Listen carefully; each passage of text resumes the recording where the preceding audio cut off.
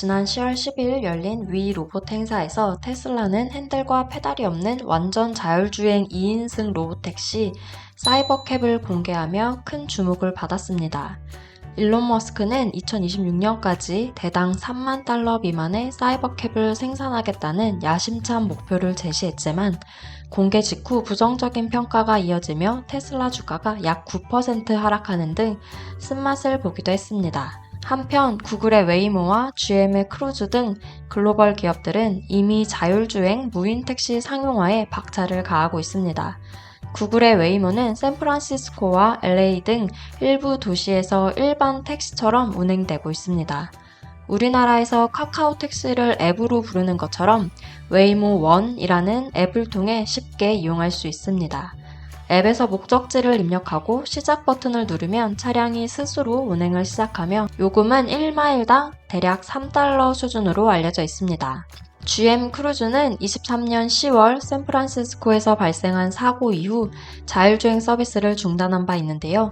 최근 캘리포니아 베이 지역에서 자율주행 차량 테스트를 재개할 것이라고 발표하며 재도약을 노리고 있습니다. 중국은 2019년부터 우한을 자율주행 시범도시로 지정하고 운행 데이터를 축적해왔으며 현재는 베이징, 상하이 등 10개 도시에서 로봇택시를 운행하고 있습니다. 특히 바이두의 로봇택시 아폴로고는 우한에서 500대 이상이 운행 중이며 향후 1000대를 추가로 투입할 계획이라고 합니다. 그렇다면 우리나라는 어떨까요? 지난 9월 26일부터 서울 강남 일대에서 심야 자율주행 택시인 서울 자율차를 운행 중입니다. 서울 자율차는 밤 11시부터 새벽 5시 사이 강남 일대에서 탑승할 수 있으며 카카오티를 이용해 일반 택시를 호출하는 것과 같은 방법으로 부를 수 있습니다. 시범 운행 기간인 2024년 연말까지 무료로 운행된다고 합니다. 또 합정역부터 동대문 구간에서는 심야 시간에 이동이 불편한 시민을 위한 자율주행 버스 2대가 운영 중인데요. 서울시는 앞으로 동대문구, 동작구, 서대문구에서 새벽에 일하는 근로자들을 위한 새벽 동행 자율주행 버스 운행을 시작할 예정이라고 합니다. 하동에서는 10월 15일부터 농촌형 자율주행 버스 운행을 시작했습니다.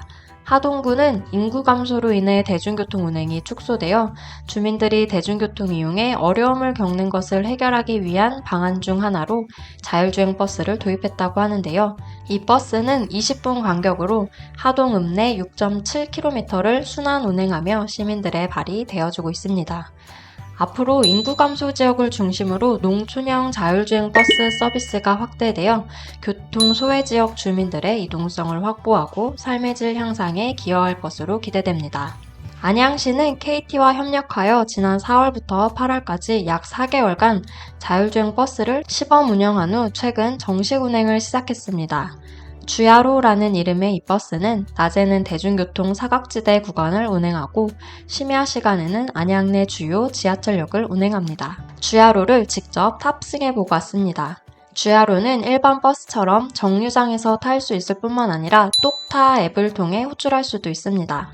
다만 아직은 버스 전광판에 도착 시간이 표시되지 않아 저는 똑타 앱에서 예약 후 탑승했는데요. 출발지와 도착지를 선택하면 예약이 되고 앱에서 도착 시간을 바로 확인할 수 있습니다. 평소 지나던 거리인데도 미처 발견하지 못했었는데 이번에 촬영을 하면서 보니 버스 정류장 앞에 자율주행 운행 구간이라는 도로 표시도 눈에 띄었습니다. 멀리서 자율주행 버스가 다가오는 모습이 보이는데요. 주행 속도가 40km라고 알고 있었는데 생각보다 빨라서 놀랐습니다. 알고 봤더니 이날은 아쉽게도 시스템 오류로 인해 수동으로 운행 중이었고 며칠 후 다시 자율주행 상태에서 탑승해봤습니다. 자율주행 버스이지만 긴급 상황을 대비해 운전기사와 안전요원이 함께 탑승해 있었습니다. 버스는 18인승이라 꽤 넓었는데요. 좌석과 벽면에 엠보싱 느낌의 폭신한 재질로 되어 있어 독특한 느낌이 들었습니다. 운전석 뒤와 버스 중간에는 모니터가 설치되어 있어 실시간 주행 상황을 모니터링할 수 있었습니다. 옆에 지나가는 차들은 회색으로 표시되는데요. 주의가 필요할 경우 빨간색으로 표시된다고 합니다. 그 외에도 주행 속도, 자율주행 여부, 브레이크 제동 여부, 정류장까지 남은 거리와 도착 시간도 실시간으로 확인할 수 있었습니다. 안전요원석 위 모니터를 통해 운전자가 손을 놓고 주행하는 모습을 실시간으로 볼 수 있었습니다. 주하루는 직진뿐 아니라 좌회전을 할 때도 부드럽게 운행을 했고 차선 변경도 매끄러워 안정적이었습니다.